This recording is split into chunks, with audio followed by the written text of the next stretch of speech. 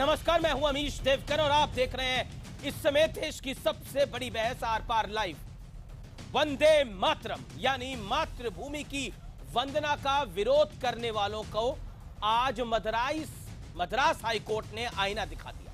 High court ने साफ तौर पर यह कहा कि स्कूल में, कॉलेजों में, सरकारी दफ्तरों और प्राइवेट दफ्तरों में और यहां तक कि फैक्ट्रियों में भी वंदे मातरम गाना जरूरी होगा। हाई कोर्ट का आदेश उन तमाम लोगों के लिए सख्त संदेश है जो वंदे मातरम का विरोध कर रहे हैं और अपनी सियासत चमका रहे हैं। क्योंकि याद कीजिए, एक नेता ने यहां तक कह दिया था कि कोई मेरी गर्दन पर छुरी रख दे तब भी भारत माता की वंदना नहीं करूंगा। तो क्या हाई कोर्ट के बड़े फैसले के बाद अब वंदे मातरम का विरोध खत्म हो जाएगा? और आखिर इस देश में यह नौबत ही क्यों आई कि मातृभूमि की वंदना के लिए कोर्ट को आदेश देना पड़ रहा है? आज इसी पर होगी देश की सबसे बड़ी बहस, क्योंकि वंदे मातरम पर अब कोई बहाना नहीं चलेगा, क्योंकि अब गाना पड़ेगा।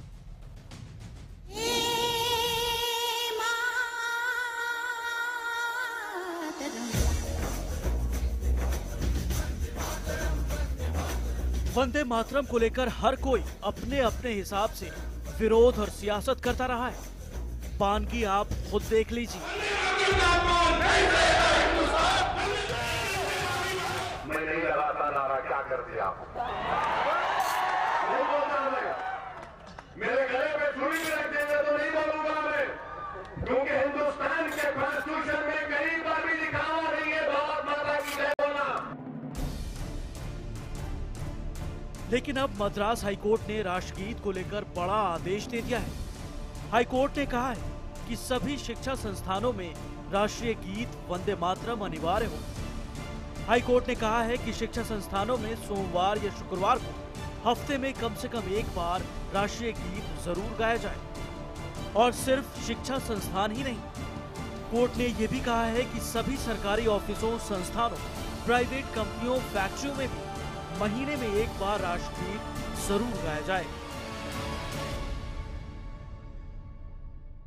बहुत ही अच्छी सोच है और हमें ये अगर नेशनल एंथम या वंदे मातरम अगर हम स्कूलों में, बच्चों में या ऑफिस में हफ्तों में बोलिए, महीने में बोलिए, एक बार अगर हम गाएं तो ना ही सिर्फ वो गाना लोगों को याद हो जाएगा, इसके जो शब्द है आपके दिल में बैठ जाएगा। हालांकि कोर्ट ने यह भी कहा है कि ये नियम उन लोगों पर नहीं थोपे जाएं जो इसका पालन करने में सक्षम नहीं हैं। लेकिन इसका पालन नहीं करने वालों को पर्याप्त वजह बतानी होगी। मैं स्वागत करता हूं और चाहता हूं कि एक बार क्यों, हर दिन क्यों नहीं? स्कूल में आए हर दिन गाओ ना, कौन सी बड़ी आफत है क्या? एक बार क्यों? ये भी कहा कि जिनको ये गाने में तकलीफ है वो नहीं गा सकते, तो इसका मतलब इससे एस्केपिज्म। तो सवाल यही है कि मद्रास हाईकोर्ट के आदेश के बाद क्या अब देश में वंदे मातरम का विरोध करने वालों की बोलती बंद हो जाएगी? क्या वंदे मातरम पर विवाद खत्म हो जाएगा? आज इसी पर होगी देश की सबसे बड़ी बहस। और विश्लेषण सुनिए, विश्लेषण उस बात का जो कि देश प्रेम का बंटवारा करता है। देश प्रेम के बंटवारे का विश्लेषण सुनिए। क्या मजहब के नाम पर देश प्रेम का बंटवारा जायज है? मातृभूमि की वंदना की खिलाफत पर यह हाई कोर्ट का, मद्रास हाई कोर्ट का बहुत सख्त और कड़ा संदेश है। इससे काफी लोगों को यह समझ जाना चाहिए कि वंदे मातरम कितना जरूरी है। बांग्लादेश, वहां मुसलमान कम है क्या? इंडोनेशिया, वहां मुसलमान कम है क्या? श्रीलंका के राष्ट्रगान में मातृभूमि को नमन होता है। क्या कहेंगे अब इसके बाद? क्या मजहब सिखाता है मातृभूमि की वंदना नहीं करना? मजहब ये तो सिखाता है कि आपस में वैर नहीं करना। क्या मजहब ये सिखाता है कि मातृभूमि को नमन ना करा जाए? नहीं सिखाता क्या मजहब?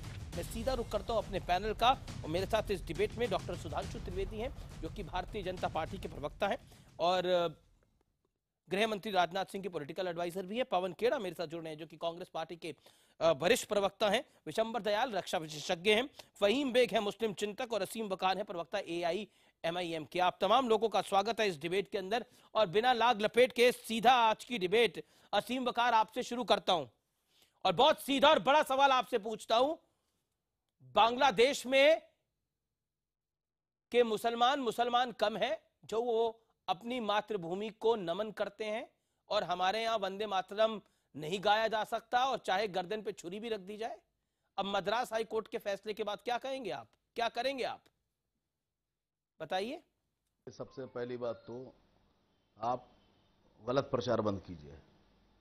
मद्रास हाई कोर्ट का फैसला साफ साफ से कह रहा है कि जिन लोगों को तकलीफ है, जो नहीं कह सकते हैं वो ना कहें, और जो कह सकते हैं वो कहें। तो मैं यहाँ ये कहना चाहता हूँ कि एक दिन क्यों, जो लोग वंदे मातरम कह सकते हैं, जो वंदे मातरम कहते हैं, उनसे रोज कहलवाइए। और हाई कोर्ट भी यही कह रहा है तो कहलवाइए। देखिए, हम देश के लिए जान दे सकते हैं, आप हमारी जान अभी ले लीजिए, मैं ठीक है देने को असीम राजी बकार, हूं। अभी आप जान देने की बात मत करिए, आप वंदे मातरम तक रोकिए। आपने मुझे बोला कि आप गुमराह मत करिए, तो मैं आपको पलट के बोलता हूं कि आप भी लोगों को गुमराह मत करिए, क्योंकि आप जैसे लोगों को मैं एक्सपोज कर दूंगा अभी यहाँ पर 30 सेकंड के अंदर। आप सुनिए, इत्मीनान से सुनिए बात को, इत्मीनान से सुनिए। जहां तक आपने बोला, जहां नहीं कितने आए और चले गए अमीश जी, नहीं, आप हो सकता है आपकी भाषा की मर्यादा ये हो कि आपको आए और चले गए नाम से बात करनी आती हो, आपकी भाषा की मर्यादा ये कहती है, लेकिन मेरी भाषा की मर्यादा ये नहीं कहती। ओके, होल्ड ऑन असीम बकार, सुनिए, आराम से सुनिए बात को। पहले मैं आपको कहना चाहता हूं, बिल्कुल हाई कोर्ट ये कहता है, कलकत्ता मद्रास हाई कोर्ट ये बात कहता है कि आप किसी के साथ जोर जबरदस्ती नहीं कह सकते, लेकिन जो नहीं गाएगा उसको वजह बतानी होगी और पर्याप्त वजह बतानी होगी, ये भी हाई कोर्ट ने कहा है। मुझे समझ नहीं आता वंदे मातरम से इतनी तकलीफ क्यों है। फहीम बेग का मैं रुख करता हूं, मैं अब ज्यादा टाइम वेस्ट इस पब्लिक का नहीं करना चाहता, क्योंकि आप सवालों का जवाब नहीं दे रहे, आप फुटेज खा रहे हैं पूरी। मैं सीधा रुख करता हूं फहीम बेग साहब का। फहीम बेग, बिना लाग लपेट के बहुत सीधा सवाल, वंदे मातरम कहेंगे अब आप? देखिए, सबसे पहले हमें देखना होगा कि ये जो फैसला आया है ये एडवाइजरी है या मैंडेटरी है, पहली बात। और दूसरी बात, अगर हम थोड़ा सा पीछे जाएं, इस वर्ष के शुरू में ही बीजेपी के प्रवक्ता और उनके एक वकील अश्वनी उपाध्याय ने एक सुप्रीम कोर्ट में एक पीआईएल डाली थी, जिसमें उन्होंने डिमांड की थी कि पूरे देश में राष्ट्रगीत वंदे मातरम को जिस तरह राष्ट्रगान है उस तरीके से मैंडेटरी करना चाहिए। और जिस तरह राष्ट्रगान गाया जाता है हर जगह मुझे पर, बताइए, आपको ऐसे ही राष्ट्रगीत मातृभूमि को नमन के लिए कोर्ट का आदेश चाहिए क्या? मातृभूमि के नमन के लिए कोर्ट का आदेश चाहिए क्या? फहीम बेग, मैं सुनिए, अब मैं आपकी बात को ही तो समझाने चाह रहा हूं। तो सुप्रीम कोर्ट ने इस बात से कहा कि धारा 51A के अवधारणा में राष्ट्रगान और राष्ट्र ध्वज आता है, ना कि राष्ट्रगीत। इसलिए उन्होंने दीपक मिश्रा की बेंच ने ये अर्जी खारिज कर दी थी। अरे अभी आप मद्रास हाई कोर्ट पे बात करिए ना, कहां सुप्रीम कोर्ट जा रहे हैं? मैं तो मद्रास हाई कोर्ट की बात कर रहा हूं। मद्रास हाई कोर्ट ने बोला है कि आपको गाना पड़ेगा, मैं तो उसके आपको गाना पड़ेगा। आप पुत्र की बात कर रहे हैं, मैं पिता नहीं, मैं कोर्ट को पिता और पुत्र के लिहाज से नहीं देखता। मैं कोर्ट को पिता और पुत्र के लिहाज से नहीं देखता। आप मुझे बताइए, बांग्लादेश के मुसलमान क्या कब मुसलमान है? मैं आपसे पूछता हूं, बांग्लादेश में बांग्लादेश के मुसलमान क्या कब मुसलमान है? जो अमार सोनार बांग्ला गाते हैं, जो कि रविंद्रनाथ टैगोर ने साहब नहीं लिखा था। अमीश जी, बांग्लादेश में तो राष्ट्रगान में भी मातृभूमि को नमन की बात की गई है, बताइए ना। और इंडोनेशिया के मुसलमान कम मुसलमान है जो मातृभूमि को नमन करते हैं। मलेशिया के मुसलमान कम मुसलमान है क्या? विविध प्रकार के लोग यहाँ पर आचरण करते हैं। अमीश जी, आप सुन लीजिए जी। विविध भाषाएं हैं, विविध धर्म है और विविध प्रकार के आचरण है। और ऐसे में अगर कोई व्यक्ति जिस तरह वंदे मातरम को कहा जाता है या भारत माता की जय कहा जाता है, कोई उसकी जगह कहता है जय हिंद, हिंदुस्तान जिंदाबाद, तो भाव वही आ रहा है। मगर कुछ चीजें हैं जो कि इस देश के संविधान में लिखित है और इस देश का सबसे बड़ी आत्मा यही है। कोर्ट को भी मानते हैं कि नहीं मानते? हर तरह की कोर्ट को मानते हैं नहीं मानते? और हर तरह के जी, कोर्ट को मानते हैं नहीं मानते? मैं सुप्रीम कोर्ट को मान रहा हूं, मैं तो उससे बड़े कोर्ट को मान रहा हूं। नहीं, अरे अभी हाई कोर्ट की बात करिए ना। सुप्रीम कोर्ट की क्या ऑब्जर्वेशन है वो मेरे पास पड़ी हुई है। आप लोग गुमराह कर रहे हैं लोगों को सुप्रीम कोर्ट की बात करके। सुप्रीम कोर्ट की ऑब्जर्वेशन मेरे पास है। सुप्रीम कोर्ट ने क्या कहा वो मेरे पास है, लेकिन क्या मद्रास हाई कोर्ट ने कहा वो आपके पास नहीं है क्या? मद्रास हाईकोर्ट ने क्या टिप्पणी करी? मिश्रा की बेंच ने सीधे तौर पर ये आप मद्रास हाईकोर्ट की बात करिए। आप अपनी सुविधा से मत बात करिए। आप अपनी सुविधा से बात कर रहे हैं, बड़ी बात यह है। आप बात करते हैं सुधांशु त्रिवेदी, अरे मैं देश के संविधान और उसकी न्यायपालिका के बारे में बता तो रहा हूं। देश की न्यायपालिका के अंतर्गत आता है मद्रास हाईकोर्ट। इसको रूप दूसरा देना चाहते हैं। यह मद्रास हाईकोर्ट इस मुल्क में नहीं आता। अरे मैं सुप्रीम कोर्ट की बात कर रहा हूं। अरे सुप्रीम कोर्ट ने क्या बोला? मद्रास हाईकोर्ट के डिसीजन के बाद सुप्रीम कोर्ट ने कुछ बोला ना? बोला कि नहीं बोला? नहीं बोला। आदेश पारित हुआ। अरे सुप्रीम कोर्ट में भी सुनवाई चल रही है। आपने क्या आप क्या बात कर रहे हैं? Do you know you are wasting people's time? आप लोगों का समय व्यर्थ कर रहे हैं ये बात कह। जो अभी मुद्दा आ चुका है, आज का मुद्दा है मद्रास हाईकोर्ट और वही रहेगा। ये PIL डाली थी जिसको सीधे तौर पर दीपक मिश्रा की बेंच ने खारिज कर दिया। अरे सुप्रीम कोर्ट की बात हो रही है, क्या टाइम वेस्ट कर रहे हैं बार बार? आपके पास जवाब नहीं था बांग्लादेश के मुसलमान अपने वतन को क्यों प्रणाम करते हैं? आपके पास जवाब नहीं था मलेशिया में मुसलमान क्यों अपने वतन को प्रणाम करते हैं? इंडोनेशिया के मुसलमान क्यों करते हैं? आपके पास जवाब नहीं है। आपके पास जवाब नहीं है, इसीलिए इधर उधर भाग रहे हैं आज आप। फहीम बेग, मेरा you don't have any answer. Hindustan जिंदाबाद।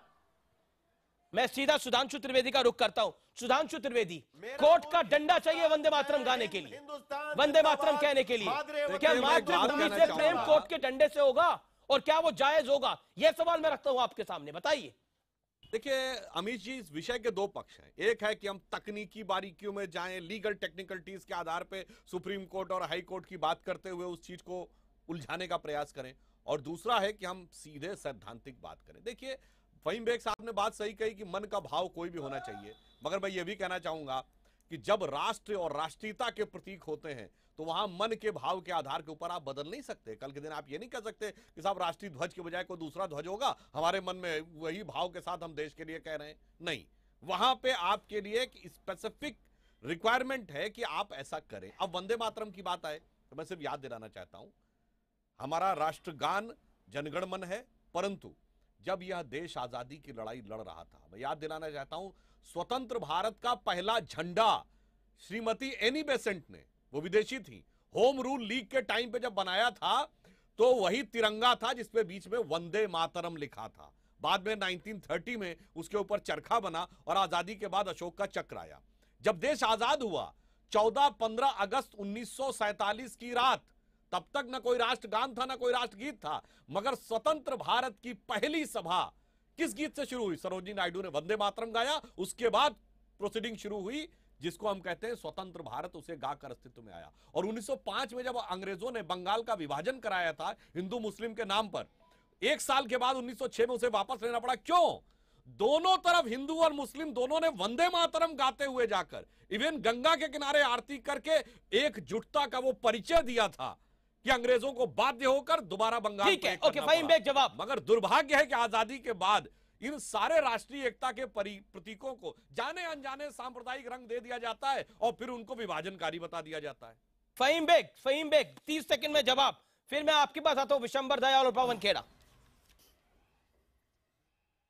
फहीम बेग जवाब 30 सेकंड में।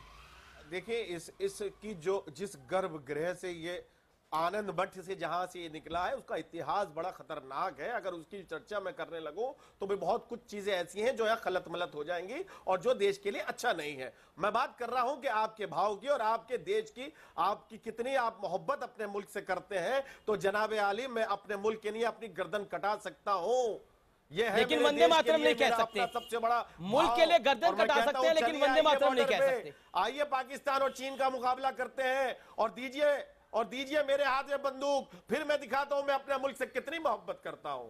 ये शब्दों की जादूगरी, तो बहुत दूर की बात है। अभी आप वंदे मातरम गाने को तैयार नहीं है इस देश में। वंदे मातरम में आप वंदे मातरम में आप अपना मजहब लेकर आ रहे हैं। मातरम का जो भाव है श्रीमान महोदय, वो धर्म और किसी एक विशेष समुदाय की भावनाओं को सुधांशु सूट नहीं करता। 10 सेकंड का रिबटल सुधांशु त्रिवेदी। मगर इसका देखिए, भारत, फहीम बेग साहब समझिए, भारत दुनिया के बाकी मुल्कों से अलग है, क्योंकि अल्लामा इकबाल ने लिखा था ना, कुछ बात है कि हस्ती मिटती नहीं, हमारी क्यों नहीं मिटती। ये देश जमीन का टुकड़ा नहीं है, ये चेतना का जीवंत स्वरूप है। It is the living embodiment of consciousness, और जब आप उसको लिविंग एम्बॉडीमेंट ऑफ कॉन्शियसनेस मानेंगे तो किसी ना किसी जीवित प्रतीक में मानेंगे। तो मुझे नहीं लगता मां से बड़ा किसी का मुकाम होता है कि अगर आप किसी उसको जीवित रूप में मानना चाहें, और अगर जो नहीं मानता इसका मतलब वो इसको एक मृत जमीन का टुकड़ा मानना चाहता है। टुकड़े का विभाजन होता है, आत्मा का और भाव का विभाजन ठीक नहीं है। होता। ओके मैं सीधा रुक करता हूं। एक वाक्य, राष्ट्रगान में पंजाब सिंध गुजरात मराठा है। कोर्ट में गए थे कि सिंध तो अब भारत का हिस्सा नहीं, हटा दीजिए। सुप्रीम कोर्ट ने मना कर दिया, सिंध नहीं है भौगोलिक भारत का हिस्सा, मगर आत्मिक भारत और भावनात्मक भारत का हिस्सा आज भी है। इसलिए भारत की प्रकृति को समझिए। मैं सीधा रुक करता हूं, कंफ्यूजन ठीक हो जाएगा। मैं सीधा रुक करता हूं पवन खेड़ा साहब का। पवन खेड़ा साहब, वंदे मातरम कहने पर किसी को एतराज होना चाहिए मजहब के आधार पर? मैं आपकी राय जानना चाहता हूं।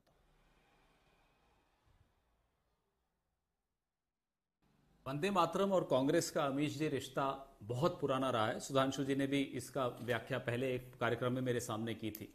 1896 में रविन्द्रनाथ टैगोर ने कलकत्ता सत्र जो कांग्रेस का हुआ था उसमें गाया था, और ये वही रविन्द्रनाथ टैगोर हैं जिनका नाम पाठ्य पुस्तकों से हटाने की अब आरएसएस ने कोशिश की है, और कोशिश जारी है, हटाना चाह रहे हैं उनका नाम। खैर वो छोड़िए, उस पर कभी और चर्चा होगी। वंदे मातरम कांग्रेस के आज भी हर सत्र की शुरुआत उससे होती है। वंदे मातरम का जब विवाद हुआ 1950 से पहले, तो नेहरू जी ने, राजेंद्र प्रसाद जी ने, इन लोगों ने एक रास्ता निकाला कि तीसरा जो उसका अंतरा है जिसमें दुर्गा माता, मां दुर्गा के बारे में है व्याख्या, उसके अलावा पहले के 2 स्टैंजाज में या अंतरों में किसी को कोई आपत्ति नहीं होनी चाहिए। इसलिए उसको राष्ट्रगीत का दर्जा 1950 में राजेंद्र प्रसाद जी ने दिया। यह एक रास्ता निकाला था कि किसी की धार्मिक भावनाओं को भी आहत न किया जाए, और जो हमारी राष्ट्रीय चेतना का स्वरूप है, ये आजादी के आंदोलन में हम सब आज भी रोंगटे खड़े हो जाते हैं जब वंदे मातरम सुनते हैं। तो यहां तक कि संसद का सत्र भी वंदे मातरम से शुरू होता है। मैं वही तो पूछ रहा हूं कि धर्म के आधार पर वंदे मातरम को बांट देना चाहिए। बीजेपी के मेरे मित्र, ये असीम वकार की पार्टी तो कहती है गला काट दो, वंदे मातरम नहीं बोलेंगे। मेरे बीजेपी के मित्र भी इसका फहीम बेग बंदूक उठाने को तैयार है, कह रहे चाइना और पाकिस्तान से बंदूक उठा के लड़ने चले जाएंगे, लेकिन वंदे मातरम नहीं बोलेंगे। हम आपके सामने है ये दो लोग। इस फहीम बेग साहब की इस बात का, फहीम बेग साहब की इस बात का तो मैं स्वागत करता हूं कि वो बंदूक उठा के लड़ना चाहते हैं। इस अच्छी बात, इनकी अच्छी भावना है, इसका तो हम सबको स्वागत करना चाहिए कि ये बंदूक उठा के लड़ने चाहते हैं। हम सब लड़ना चाहते हैं देश के लिए, इसमें क्या गलत है? इसको मुद्दा नहीं बनाना चाहिए। फहीम बेग साहब ने बड़ी अच्छी बात कही, लेकिन अगर तीसरे अंतरे से किसी को दिक्कत है तो वो दिक्कत है। देखिए एक बात समझ लीजिए अमीश जी, देश प्रेम कोई कोर्ट या सरकार के द्वारा प्रायोजित देश प्रेम कभी सफल नहीं होता। देश प्रेम अंदर से आना चाहिए, और देश क्या है, वही परिभाषा में देशवासी वही सवाल है। जब बांग्लादेश के मुसलमान ये बात कह सकते हैं, तो हमारे देश में कुछ मुसलमानों के ठेकेदार इस बात पर क्यों इतना तूफान मचाए हुए हैं? मैं खुद कई मुसलमानों को जानता हूं जो वंदे मातरम गाते हैं और बहुत खुशी से गाते हैं। ए.आर. रहमान का नाम तो आपने सुना ही होगा, वो भी वंदे मातरम बहुत सुंदर गा देते हैं। लेकिन क्या करें, अफसोस है कुछ लोग हैं जो वंदे मातरम पर भी अपनी रोटियां सेकना चाहते हैं, लेकिन उनको सेकने नहीं दी जानी चाहिए। बड़ी बात यह है। मैं छोटा सा अंतराल ले रहा हूं और ब्रेक के बाद वंदे मातरम पर यह सबसे बड़ी बहस जारी है।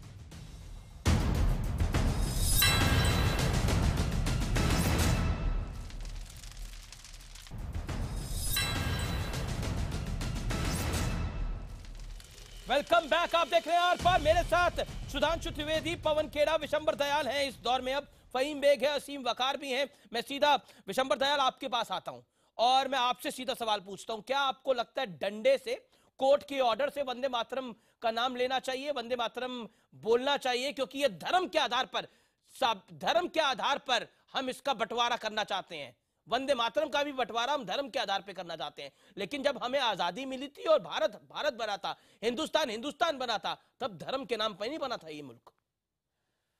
बिल्कुल, इसमें निस्संदेह देखिए, मैं कुछ 2-3 चीजें बताना चाहता हूं कि आज की जो नौजवान पीढ़ी है उसको कुछ रूढ़िवादी लोग गुमराह कर रहे हैं।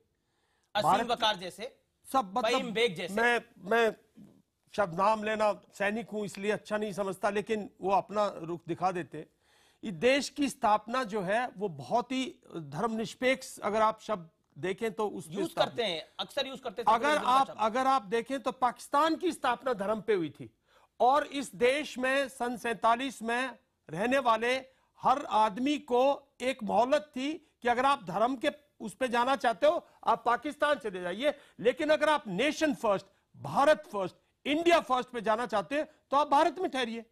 तो इस दुनिया में देखिए आप अमेरिका क्यों तरक्की करता है, क्योंकि अमेरिका सर हमारे यहाँ तो फतवे जारी हो जाते हैं वंदे मातरम के नाम पर। देखिए देवबंद नवंबर 2009 वंदे मातरम के खिलाफ फतवा जारी किया गया इस मुल्क के अंदर। देखिए उस विचारधारा द्वारा फतवा जारी किया गया जो विचारधारा वंदे मातरम को भी बांटना चाहती है। देखिए इस देश का अब दोबारा बंटवारा नहीं हो सकता। जो इस देश का नागरिक है उसको ये समझना पड़ेगा कि इंडिया बोलेगा। देखिए कोर्ट ने जो बोला है वो तो सुप्रीम है, उस पे तो देखिए और कुछ बोलने की आवश्यकता नहीं है। उसका उल्लंघन करना, कोर्ट की तो तौहीन करना, या वो तो एक असीम वकार अपना हाथ खड़ा करे। असीम वकार 30 सेकंड में अपना पॉइंट रखिए। असीम साहब कीजिए बात, जो आपका पक्ष है रखिएगा, क्योंकि इस देश में धर्म के नाम पर कुछ भी नहीं चल सकता। जो इस देश में धर्म के नाम पे कर रहा है वो इस देश को बंटवारे की बात करता है। बताइए असीम। उसमें गान हो, खाना हो, पीना हो, कुछ भी हो। कह रहा हूं ये हमारे रक्षा विशेषज्ञ जी बैठे हैं, सुधांशु त्रिवेदी जी बैठे हैं, आप बैठे हैं अमीश जी, और आपने न जाने क्यों, कोर्ट ने तो सम्मान किया हमारी भावनाओं का, बाकियों की भावनाओं का, लेकिन अमीश जी आप हमें कटघरे में खड़ा कर रहे हैं और आप ऐसा दिखा रहे हैं कि जैसे सबसे ज्यादा देशद्रोही अगर कोई है तो मुसलमान है। नहीं बिल्कुल नहीं, बिल्कुल गलत बात बोल रहे हैं आप। I object to it Aseem Waqar, I strongly object to it, I never said it. मैंने ये कभी नहीं बोला। मैंने असीम वकार से मतलब मुसलमान से नहीं है। असीम वकार आप मुसलमानों को रिप्रेजेंट नहीं करते मुल्क के अंदर। मेरे कई दोस्त मुसलमान हैं और वो गर्व से वंदे मातरम भी बोलते हैं और भारत माता की जय भी बोलते हैं। आपको वंदे मातरम और भारत माता की जय के लिए गले पे छुरी रखनी पड़ती होगी, उनको नहीं रखनी पड़ती। मैं आपको बताना चाहता हूं। और आप अपने आप को इतना बड़ा मत समझे कि आप मुसलमानों की नुमाइंदगी करते हैं। आप अपनी पार्टी की नुमाइंदगी करें जिस पार्टी की एक जिले में पहुंचे। आपसे पूछ रहा हूं, दैट इज ऑल। आप मुझे कुछ मत समझिए, मैं आपसे पूछ रहा हूं क्या ये किसी क्रांतिकारी ने लिखा था? मैं तो आपके चैनल से ऐलान कर रहा हूं कि हिंदुस्तान का हर आदमी, हर बच्चा इस बात को जाने और जाकर सर्च करे कि बंकिम चंद्र चटर्जी नाम का एक आदमी था जो 1858 से लेकर 1891 तक अंग्रेजों की गुलामी करता था, अपने बच्चों का पेट गुलामी की तनख्वाह से पालता था। आप नहीं, बंकिम चटर्जी ने क्या क्या करा आपको बताने की जरूरत नहीं है। बंकिम चटर्जी ने क्या क्या करा आपको बताने की जरूरत नहीं है। जो गुलाम था, आप लोग जो वंदे मातरम पे भी राजनीति करते हैं वो एक्सपोज हो गए। विषम बताया क्रांतिकारियों का अपमान किया, देखिए क्रांतिकारियों की इज्जत और एहतराम नहीं किया, उसके गीत को आप कहते हैं देशभक्ति का गीत है देशभक्ति का गीत और रहेगा। एक मिनट, आप कोई भी आप गुलाम आदमी ने लिखा था, 15 अगस्त 1947 को ब्रिटिश गवर्नमेंट का। असीम साहब 15 अगस्त 1947 को ये गान था इस देश में नहीं था? 15 अगस्त 1947 को ये गान इस देश में था या नहीं था? जो लोग यहाँ रह रहे थे उनको ये नहीं पता था ये गान गाया जाएगा। एक second, he is getting expose, this man is getting expose. क्या करते हैं आप लोग? असीम वकार होल्ड ऑन, असीम वकार साहब 15 अगस्त 1947 को जी हर किसी को मालूम था ये गान है। मैं सुधांशु त्रिवेदी का रुख करता हूं। कोई ऐसा इंसान था सुधांशु उसको नहीं था। सुधांशु त्रिवेदी और देन पवन खेड़ा। सुधांशु त्रिवेदी बनाया है, उससे पूछिए जिन्होंने देश के साथ गद्दारी की है।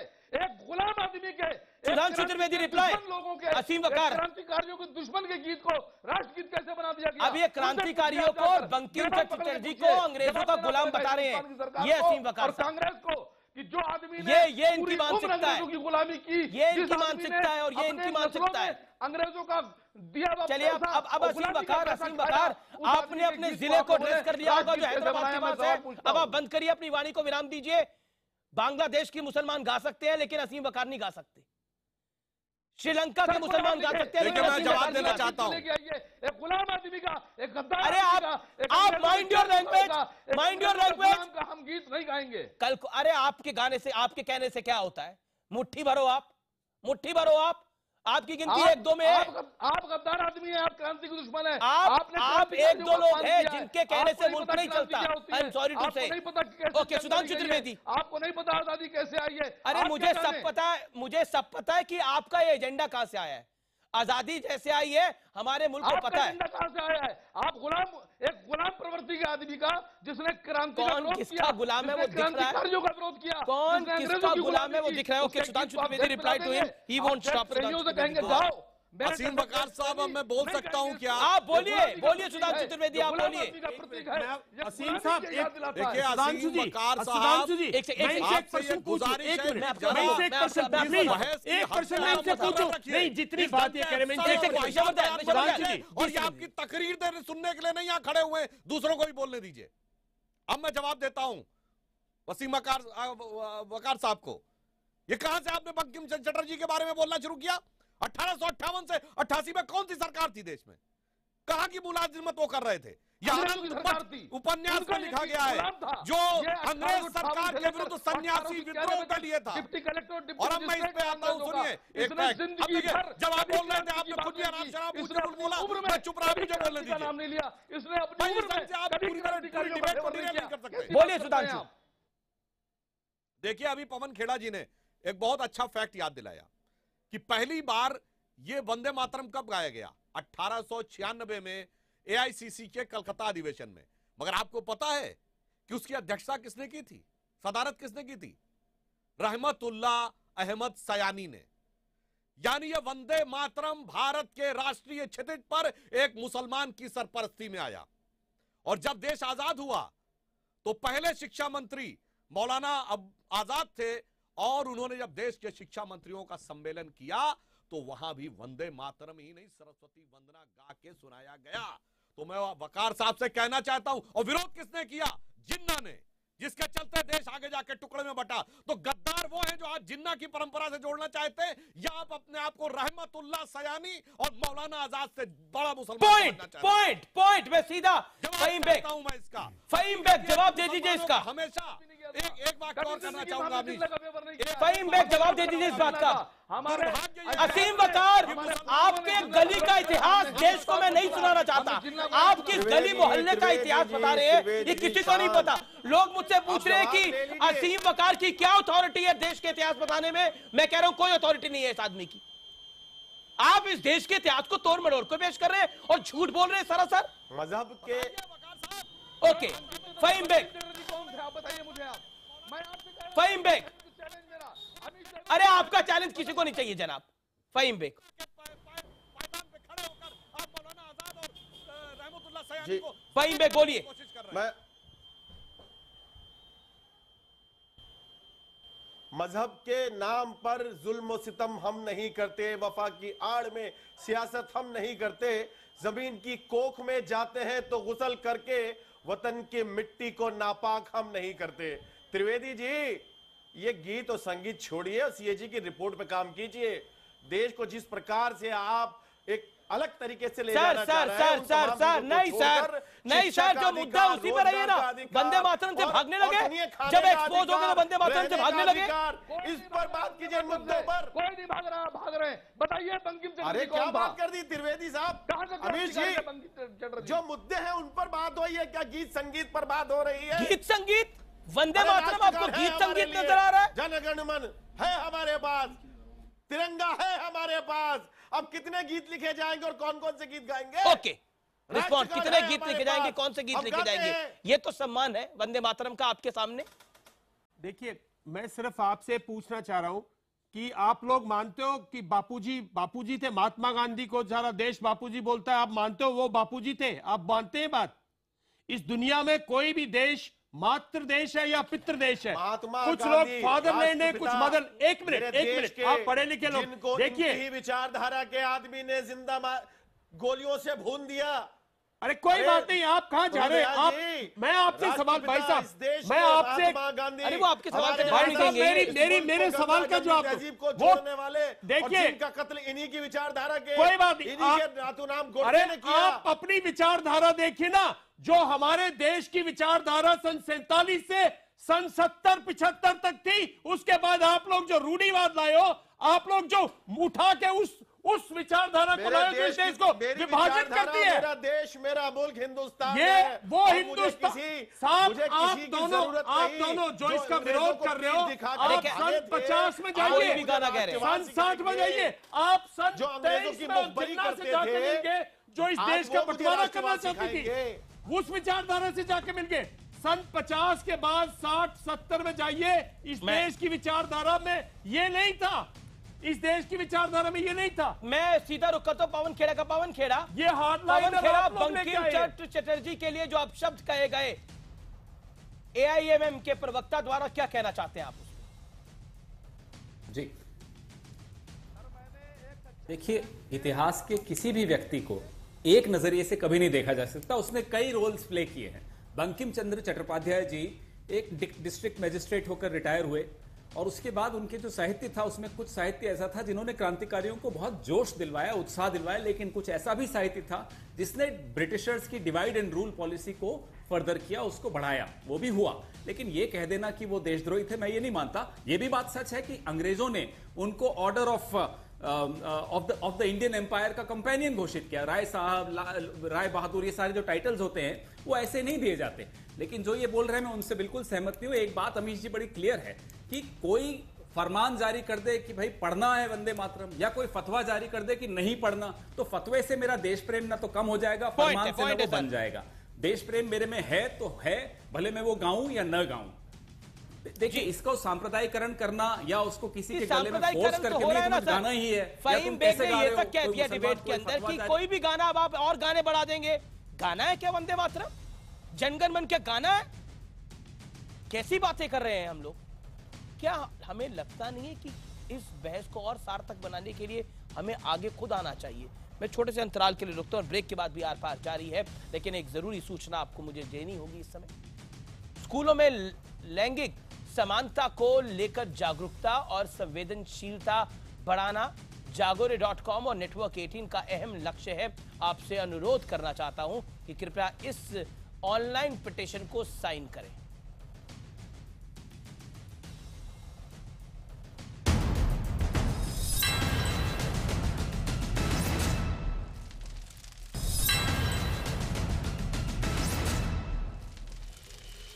Welcome back. आप देख रहे हैं आर पार और आज हम सीधा सवाल उठा रहे हैं, क्या वंदे मातरम को हमें धर्म के नाम पर बांटना चाहिए? आरिफ मोहम्मद खान साहब मुसलमान थे, इस देश के बड़े राजनीतिज्ञ रहे और मंत्री भी रहे। उन्होंने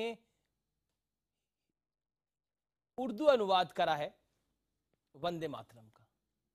तो आप खुद सोच सकते हैं कि इस देश की विचारधारा क्या है। इस देश की विचारधारा बहुत सरल है और बहुत साफ है। मैं सीधा रुख करता हूं इस दौर में विशंबर साहब का। विशंबर जी, मैं आपसे जानना चाहता हूं, रशिया के अंदर अपने मुल्क को फादरलैंड कहा जाता है, हमारे यहां मदरलैंड कहा जाता है। जो इस मदरलैंड को मानता ही नहीं है, जो इस मातृभूमि को मानता ही नहीं है, उसका क्या करा जाए? ये लड़ेंगे क्या फौज से? ये लड़ेंगे क्या चाइना की फौज से और पाकिस्तान की फौज से, जो दावा कर रहे हैं हम बंदूक उठा लेंगे? देखिए, ये बंदूक उठाने की बात ये सब पता नहीं कहां से कर रहे हैं। मैं सिंपल बात बोलता हूं, इस देश में पिछले 70 साल से आपका नौजवान सैनिक सन 47 से लेके आज तक भारत माता की मातृभूमि पर बलिदान हुआ है। आप किसी भी आदमी से पूछो, कहता है मैं मातृभूमि पर कितनी कविताएं लिखी हुई हैं। मातृभूमि, भारत एक मातृभूमि के तौर पर इस देश के हर इंसान की रूह में बसी है। पॉइंट है। अगर इस रूह के खिलाफ आप कुछ भी करते हो, जी, अगर आप इस और एक बात, मैं कांग्रेस के प्रवक्ता है, 1937 में नेहरू जी ने भी ये माना था कि वंदे मातरम जो है देश को आने वाले वक्त में देश की जो आस्था सर, मैं आपको बताता हूं, देश के लिए मैं आंखें खोलने वाला एक फैक्ट बताता हूं आप लोगों को। अगर ये मानते हो तो मैं समझता हूं, मैं आंखें खोलने वाला फैक्ट बताता हूं और एक साल पीछे लेके जाना चाहता हूं। 9 फरवरी 2016 एक स्कूल में टीचर ने बच्चों को वंदे मातरम गाने से रोका।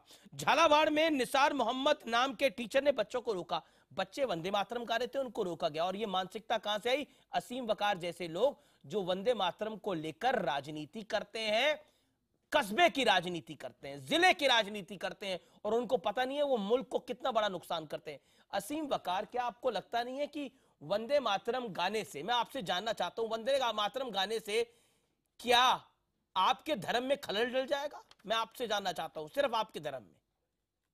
आरिफ मोहम्मद खान के धर्म में खलल नहीं डला। कह रहा हूं कि अभी आपने मेरी पूरी कौम के ऊपर सवाल खड़ा किया। नहीं, आप पे सवाल खड़ा करा, आपकी कौम पे नहीं। इल्जाम लगाया आपने, आप पे लगाया इल्जाम, आपकी कौम पे नहीं लगाया। बंद करिए धार्मिक। सुनिए पहले, ये अपने आप को धर्म का ठेकेदार मानना बंद करिए। कुछ नहीं है आप, कुछ नहीं है आप। लोग मुझसे ट्विटर में पूछ रहे हैं इस आदमी को किस रूप में आपने यहाँ पे बुलाया है। सुनिए तो आप चीखते बहुत हैं, आप में बड़ी पता नहीं क्या ट्रेनिंग लीजिए जाकर। आपके लिए मैंने ट्रेनिंग ली है स्पेशली। मैं सियासत छोड़ता हूँ। सुनिए, आप भी नौकरी छोड़िए, मैं भी सियासत छोड़ता हूँ, और हम दोनों चलते हैं चाइना और पाकिस्तान के बॉर्डर पर, बंदूक पकड़ते हैं और शहीद होने तक लड़ेंगे।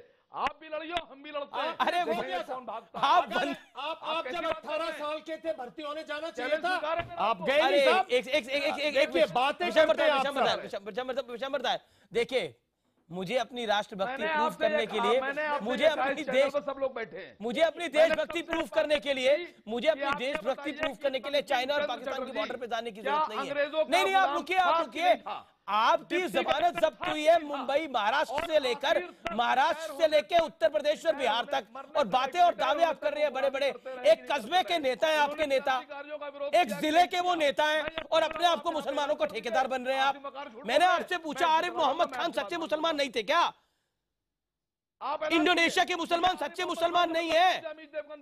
नहीं, अमीश देवगन की बात आप छोड़िए। अमीश देवगन बहुत छोटी हस्ती है, अमीश देवगन बहुत छोटी हस्ती है। ये मुल्क बड़ा है, आप अपना मुकाबला अमीश देवगन के साथ कर रहे हैं, आपकी परेशानी है। क्रांतिकारियों के दुश्मन नहीं थे, क्रांतिकारियों के विरोधी नहीं थे, डिप्टी कलेक्टर नहीं थे, अंग्रेजों को गुलाम नहीं थे।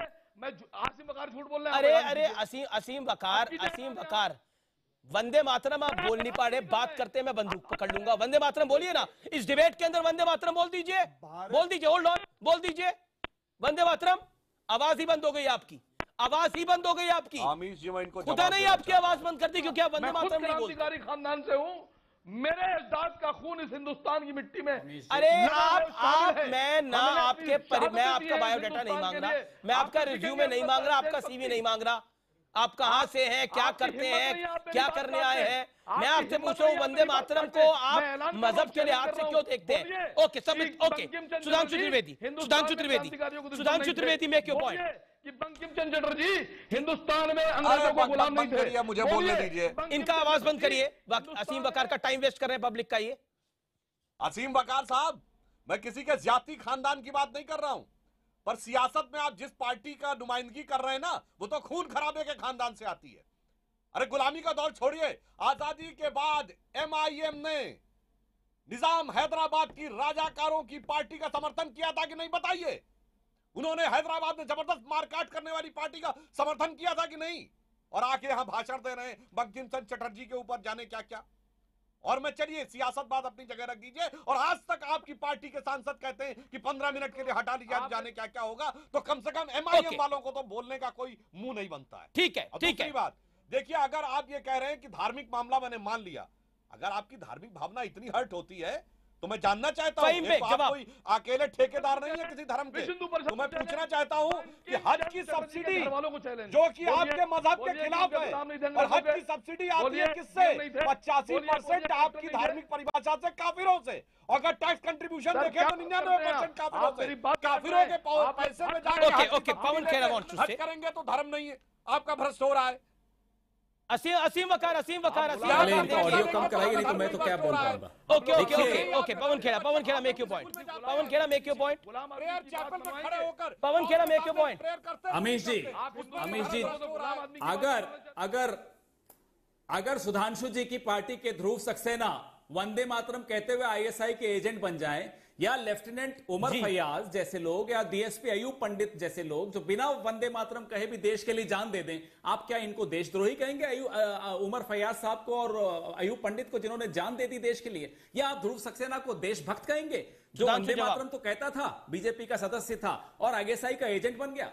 आप बताइए ना, ये क्या इस तरह से थोड़ी परिभाषाएं बन जाएंगी? अगर नहीं बोलता तो वो देशद्रोही है, ये भी गलत है, और बोलता है तो वो बहुत बड़ा देश प्रेमी है, ये भी गलत है। कैसे मान लेंगे हम? जवाब सुधांशु त्रिवेदी। नहीं, परिभाषा बिल्कुल सही कह रहे हैं साहब। सुनिए पवन खेड़ा जी, आपने बिल्कुल सही परिभाषा कही है। ये परिभाषा की जनक तो आप ही है ना, क्योंकि आपने वो राजनीतिक संस्कृति और वो इतिहास लिखा कि जो कांग्रेस से नहीं जुड़ा था, चाहे देश के लिए जान दे दी हो, वो आतंकवादी हो गए। सर्टिफिकेट आप बांट रहे हैं, चंद्रशेखर आजाद, हम नहीं सर्टिफिकेट बांटते, हम हम फहीम बेग को सर्टिफिकेट नहीं सुनिए, देंगे भगत कि सिंह अगर वो राजगुरु वंदे सुखदेव। मातरम नहीं पढ़ते तो वो देशद्रोही है। मैं ये नहीं कहूंगा और नहीं मानूंगा। आप तमाम लोगों का बहुत बहुत शुक्रिया मेरे साथ जुड़े रहने के लिए और इस डिबेट पे पार्ट लेने के लिए। मैं माफ़ी चाहता हूँ फ़हीम बेग, आखिरी दौर में आपके पास मैं नहीं आ पाया क्योंकि कनेक्शन आपके साथ टूट गया था। लेकिन आज की बहस का निष्कर्ष यही है, बांग्लादेश मुस्लिम बहुल देश है और वहाँ का राष्ट्रगान है अमार सोनार बांग्ला, और सब लोग गाते हैं, गर्व से गाते हैं, इसमें कोई दो राय नहीं है। तो वंदे मातरम को धार्मिक आधार पर तोड़ना और जोड़ना दोनों गलत है। फिलहाल आर पार में इतना ही। आप देखते रहिए न्यूज़ 18 इंडिया। नमस्कार,